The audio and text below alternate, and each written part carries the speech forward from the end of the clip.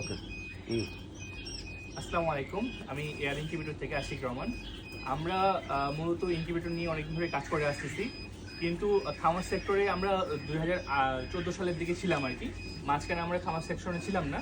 তো আলহামদুলিল্লাহ আমরা অরিজিনাল যেটা কটনিক্স হোয়াইট গ্যান কয়েল পাখি যেটা বলে আর কি, এবং ওজনে যেটা হয় আপনার 400 থেকে 600 গ্রাম ওজনে, এই কয়েল পাখিটা সংরক্ষণ করলাম।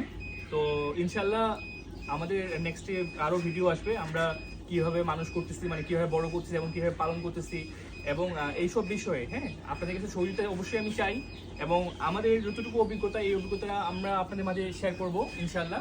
তো আমাদের জন্য দোয়া করবেন, এবং পাখির বাচ্চা অনেক সুন্দর এবং অনেক সুস্থ, এবং আমি যে এদের পেরেন্টস যেগুলো আর কি, পেরেন্টসগুলো দেখলাম, আসলে বলা যায় যে জাপানি কয়েল পাখির থেকে দ্বিগুণ বড় এবং খুব ভালো ডিম দিচ্ছে, এখানে অনেক বড় বড় সাইজের ডিম।